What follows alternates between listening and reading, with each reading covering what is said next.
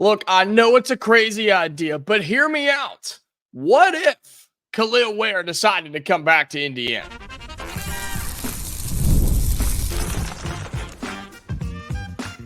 You are Locked On Hoosiers, your daily podcast on the Indiana Hoosiers. Part of the Locked On Podcast Network, your team every day. Welcome into this, the Locked On Hoosiers podcast. I'm your man, Jacob Goins. I appreciate you being here, making this your first listen each and every day. We are part of the Locked On Podcast Network, which is your team every day. Today's episode is brought to you by FanDuel. Make every moment more. Right now, new customers get $150 in bonus bets with any winning $5 bet.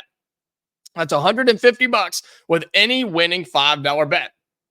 Visit FanDuel.com/LockedOn to get started. Well, thank you again for making this your go-to spot for all things Indiana athletics. And make sure you subscribe. Make sure you like the video. Follow us on all of your audio platforms as well. And thank you to all my everydayers. You are the reason that we do this each and every day.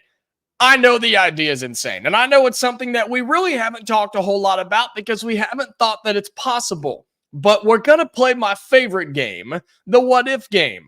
What if 7-foot center Kel'el Ware, who is already declared for the NBA draft, what if he decided to come back? What if he decided, you know what, NBA draft, NBA, you're not for me just yet. I think I need one more year in Bloomington. Let me start out by saying this. I don't think it happens, okay? This is not going to happen. But I started to think about this, and I had to double check on some dates, and technically it would be possible, okay? He had to declare by April 27th, and the deadline to withdraw from the draft and return to school is May 29th, which as of this episode is about 6 days from now. So technically, that would be possible. Technically, if he wanted to come back and play another year, the Hoosiers still have a roster spot open. He could come back and be a part of the Indiana basketball team. Again, I want to make this very clear. This is not happening. I don't think it's going to. But what if it did? Wouldn't that be insane if all of a sudden he just decided, you know what? I know I'm being projected as a first-round pick. I know I'm going to go make millions of dollars, but I just have a calling from whoever to come back and play at the Hoosiers just one more time. Play in Bloomington under Mike Woodson for another season. It would be absurd. And it would cause probably more problems than it would solutions, probably more bad than good, because you brought in the guy by a name of Oumar Ballo, the #1 transfer portal player in the class, who is fully expecting to be your starting center. Now, if you bring back Kel'el Ware somehow, some way, that's going to cause some issues. That's going to cause some serious problems. And so that's one of the major reasons that this is not happening. Plus, Ware has basically said he wasn't coming back. He made a whole soppy post about Indiana. It was a nice post, but, you know, I want to thank the Hoosiers and the family and the coaches and all that mess, right? And it was a good farewell message for Kel'el Ware to say, I'm out of here. Thank you very much. But if he did, and again, just having a little fun on this Thursday, what happens if he does? What were to be the case if Kel'el Ware came back to this team? It's already the best roster in the Big Ten, in my opinion. Had a whole episode about that yesterday that you can go check out here on Locked On Hoosiers. But then you bring back your 7-footer, your Big Ten type, all Big Ten player who is going to be projected right now as a first-round pick, late first-round, early second-round draft pick in the NBA. Then you're bringing either him or Oumar Ballo off the bench. And again, I think you would make Ballo so upset that things would really go haywire, but just stick with me here for a second. You'd have one of those guys starting, more than likely Kel'el Ware, since he's already been a starter, and then you'd be bringing Ballo off the bench. Do you dare start them at the same time? 2 7-footers? I don't think that would work. I think you'd have to stick with Mgbako at the 3, Reneau at the 4, and Ware at the 5. Then you're bringing in another 7-footer, a guy that I think is going to be one of, if not the best centers in all of the Big Ten, and Oumar Ballo. You'd be bringing him off the bench. Off the bench, you'd be bringing in a stud 7-footer who can do everything you need him to do offensively and defensively, on top of what you've already brought in, because I just don't think that other roster spot is going to be fulfilled. I've told you this. I don't think the Hoosiers are worried about it. So technically, it can happen. But as I said, this would cause so many problems for Indiana because they fully planned on him not being here. Those conversations have already been had. Like, this is not happening.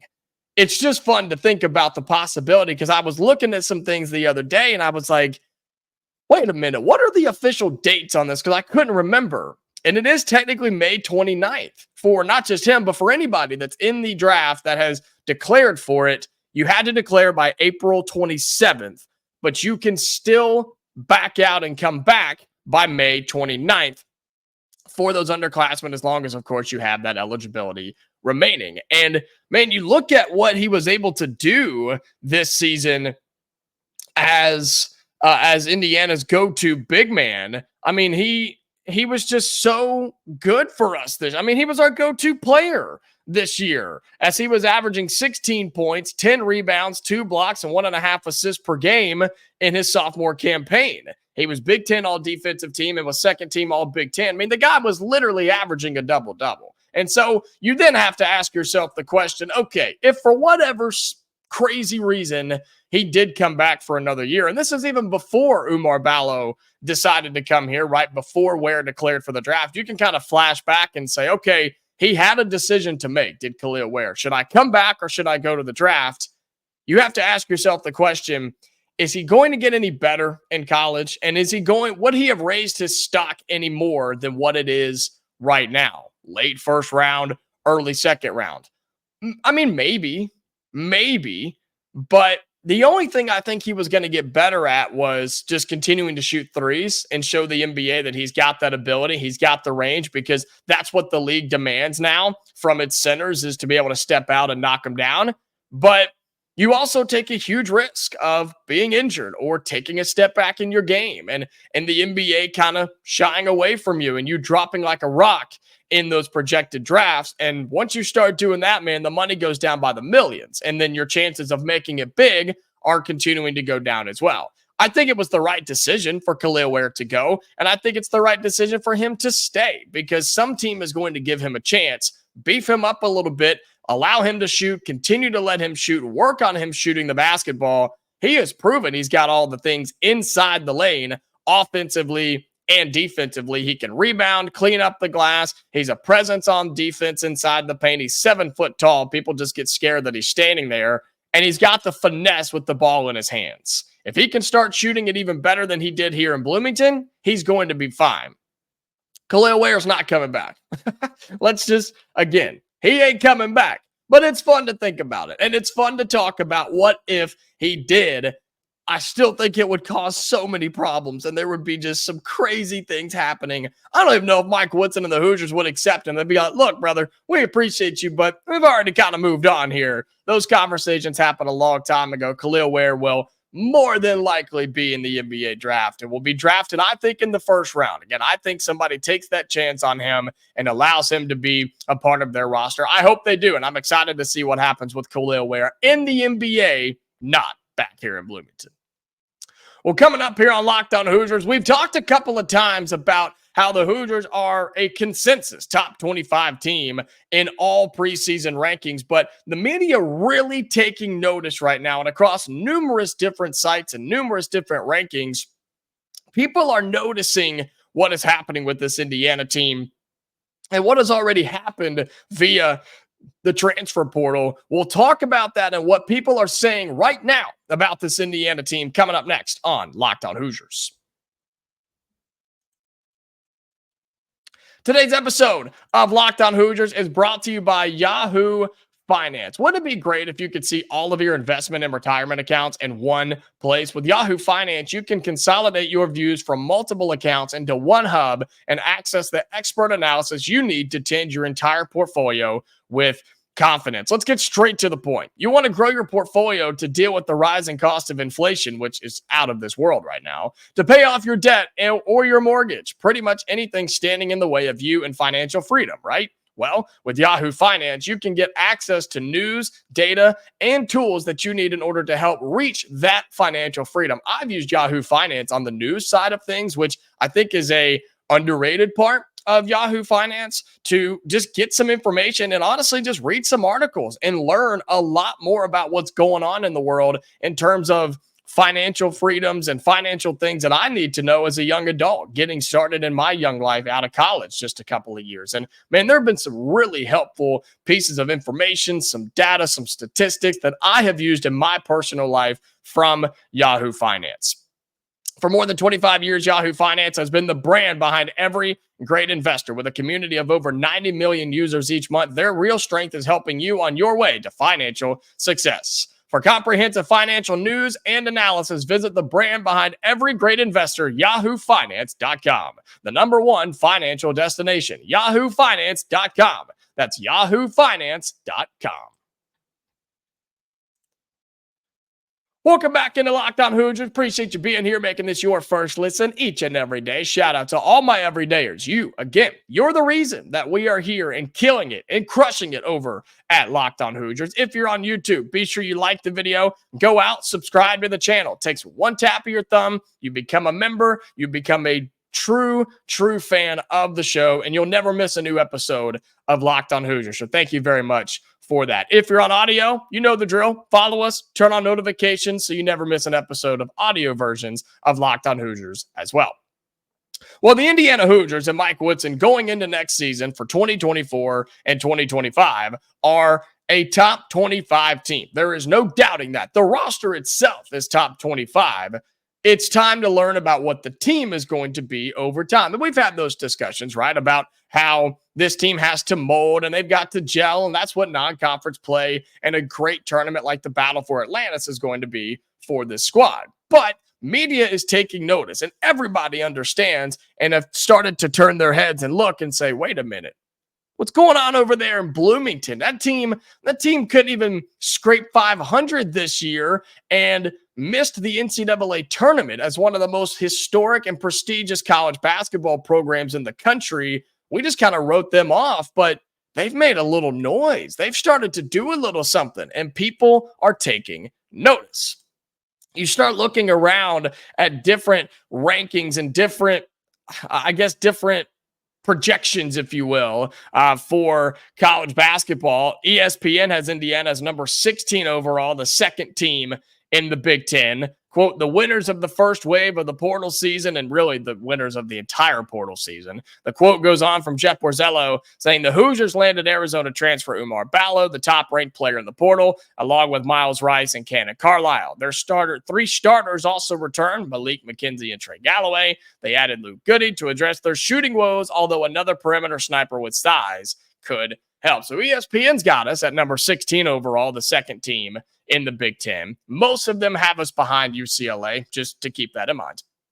CBS Sports has us at number 17 overall, the number 3 team in the Big Ten. And this quote is from CBSSports.com from Gary Parrish. He says, quote, this ranking is based on Mike Woodson's Hoosiers returning 3 of the top 4 scorers from a team that finished tied for 6th in the Big Ten. The additions, and I don't have to name them, you know who they are, from the transfer portal means Indiana is adding 4 experienced pieces, 3 of whom just spent a season starting in the Pac-12. Indiana's number 21 overall on 3. 24/7 has Indiana number 3 in the Big Ten as well. And Fox Sports has Indiana at number 15 overall, the highest out of all those rankings, number 15 overall in their preseason top 25, the second team ranked in the Big Ten. And quote from John Fanta at Fox Sports, Indiana is the biggest transfer portal winner in the country, with Ballo from Arizona, bucket getter and Miles Rice, who powered Washington State out of the darkness into the NCAA tournament this past season, and a couple of additional guards in Cannon Carlisle and Luke Goody. Mike Woodson has made some big splashes, end quote. I'm telling you, ladies and gentlemen, Mike Woodson won the offseason. Mike Woodson did everything he was supposed to do coming out of a disappointing season a year ago where his job was hanging in the balance. He was not sure if he was going to be the head coach at Indiana. And there were a lot of you that didn't think he was going to be either. And I think a better way to say that is there were a lot of you that did not want him to be the coach this coming season. But he survived. He kept his job. Indiana moved on, right? They moved on from that subject, and they allowed him to remain here as the head coach. And we all knew that things had to change. Something had to give. This roster had to improve. And that's exactly what Mike Woodson did. He convinced Malik, Reneau, and Mackenzie Mgbako, who very easily could have gone anywhere in the country and started.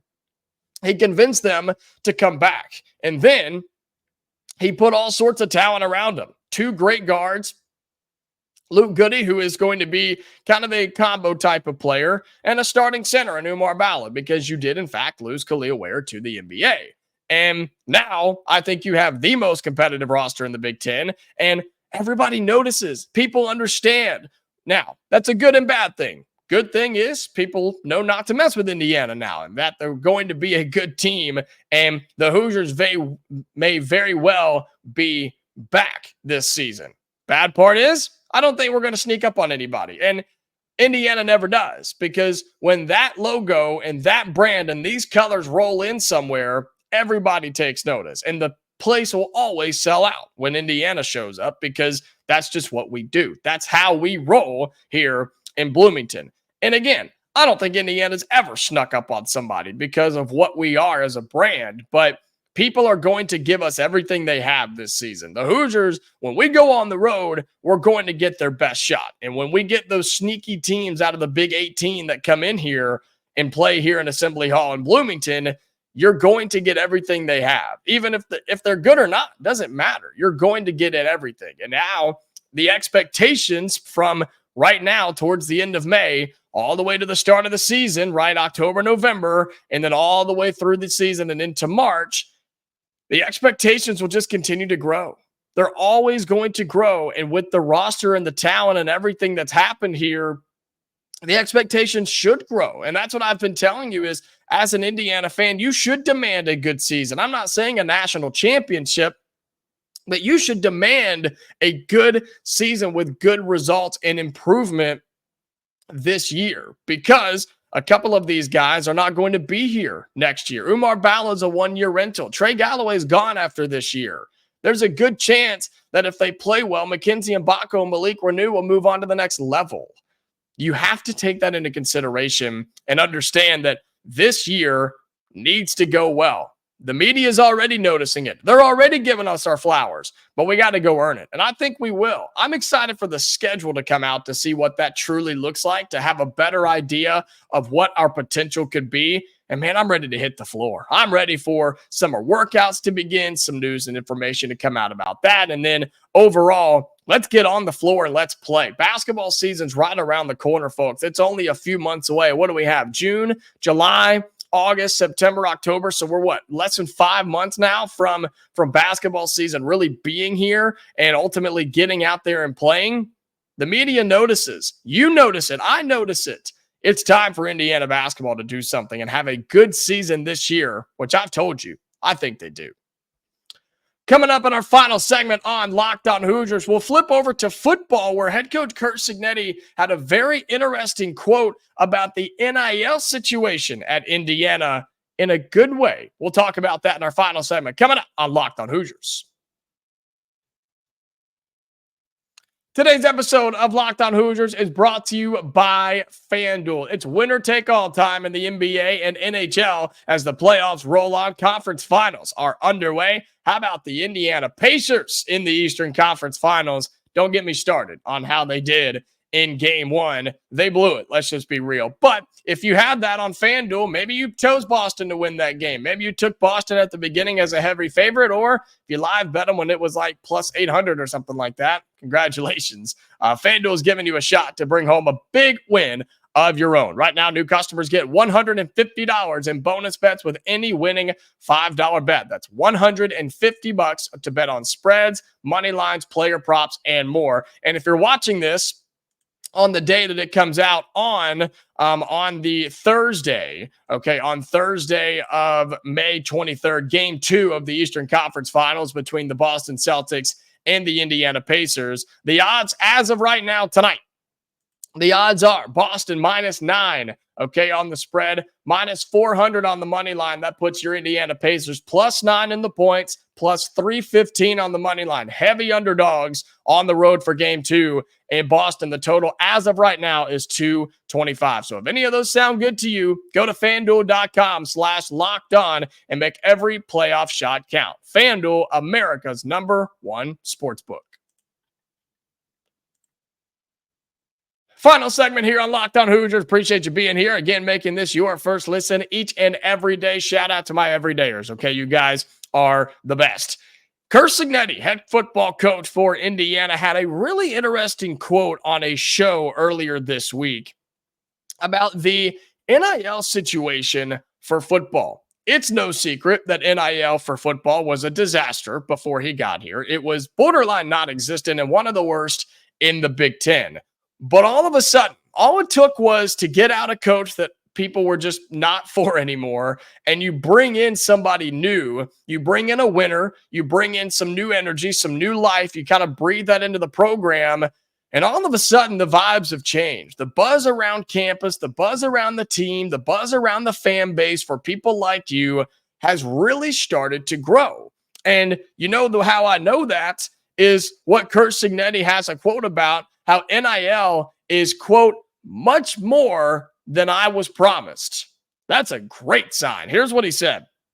In an interview that he did, he was asked about the current state of Indiana's NIL situation. And what he said was, it's really good. It's a lot more than what I was promised. That's a heck of a lot better than the flip side. He could have sat there and said, well, it's actually a lot less than what they told me, and we're actually in a bad spot. That's not the case. He said, no, it's a lot more than what I was expecting. I'm sure they told him a number, and he didn't express that and tell us what that number was. But I'm sure Indiana, when they sat down and were in the hiring process, I'm sure they told him, hey, this is kind of an idea of what we think we're going to have in terms of your NIL to go out and pay players, because that's legal now. And the fact that it's even more and so much more that he felt the need to go out and express that in an interview, that's big time stuff, man. And that's shouting out you, the Indiana fans, the Indiana boosters, and everybody around, not just football, but the athletic program, because I guess the athletic department, because you're buying in. And in this new era of college sports, college football in this particular instance, you've got to have the money, man. You have to have the money to divide it up, to get everybody a chunk, and to go and get those big-time players. Julian Lewis, the 5-star quarterback, one of the top quarterbacks in the class of 2025, he does not even visit if you don't have something in the NIL tank for him to consider, okay? Does he commit here? I don't know. I doubt it, but he's at least taken a visit here. Indiana hasn't had that in years, but you get that because of his relationships on the coaching staff and the dollar signs that follow. I'm just telling you, that's how this thing works nowadays.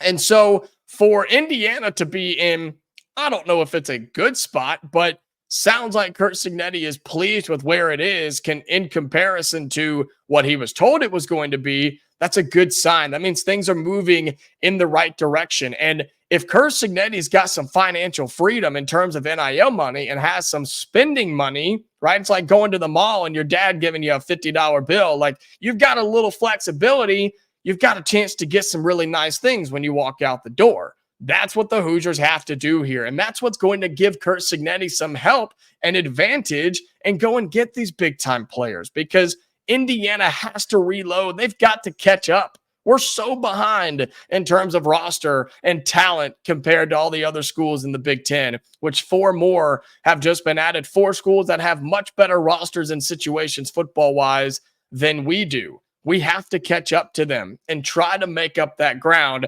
And you can do that now quicker than ever, but because of the 2 things, the transfer portal and NIL. You have those 2 things in your back pocket if you're a brand new football coach somewhere, which is exactly what Curt Cignetti is, and that's what he's trying to use. Almost 30 players through the portal this offseason that Indiana has brought in. Check that. First one's done off the list. You overhauled the roster, and I think it's sneaky good. It's not going to be great, but it's sneaky good, and some really good players that'll be in there on the football field this fall. And as he said, it's more than I was promised. Surprisingly good is what Curt Cignetti said in terms of NIL money that he can go out and spend That's for transfer portal, and that's for high school recruiting. If he has that and can go out and just get one, all it takes is one big recruit, and they'll start funneling in. They'll start a domino effect where you'll get one, then you'll get two. They'll team up and they'll bring three of them with them, right? That's how this works. That's how this works. And so I'm excited. That makes me happy that Indiana has finally started to buy into football a little bit. The university, the athletics department, with all the upgrades they're doing to the facilities, and you, the fans and the boosters and the donors, have decided that this is an important thing to you. And I think Curt Cignetti is a big reason for that. And he hasn't even been here that long. And he hasn't even coached a game yet. Imagine if he starts winning games and starts upsetting some folks, and then you start getting big-time recruits, and all of this is just a chain reaction. That's where this thing could go. The flame has begun. There's a little spark in there, and it's started to catch on the kindling and everything in there. It's just starting to go. But as you continue to do things like this and get more money and land recruits and start winning a couple of games, the fire grows and grows and grows, and eventually it's going to start burning really hot, and it's going to become a competitive program, as we are in Indiana in football. We can become a competitive program in the Big Ten once again. I believe that, and I think Curt Cignetti believes that. But it's up to the fans and the people with the money, with the bigger wallets than me, to help make that possible. And for Curt Cignetti to say that it's more than he was promised, that means we're heading in the right direction in terms of Indiana football being competitive in the Big Ten. Well, that's going to do it for today's episode of Locked On Hoosiers. I appreciate you being here. Again, making this your first listen truly each and every day, having this a part of your rotation. If you're on audio, follow us, turn on notifications, do whatever you got to do so you never miss a new episode of the show. If you're on YouTube, be sure you like it, send it to everybody you know, and be sure you subscribe to the channel, okay? As we sit here, I'm going to update it live for you right now. We have 2,541 subscribers, okay? So we are well on our way to 2,600. And then eventually we're going to get to 3,000. So if you're not a part of that, I would love for you to be so. All right, we're having a lot of fun here at Locked On Hoosiers. We'll have another episode coming out tomorrow. We'll wrap up the week and then get into a long Memorial Day weekend. Until next time, Hoosier fans, stay safe, and I'll talk to you later.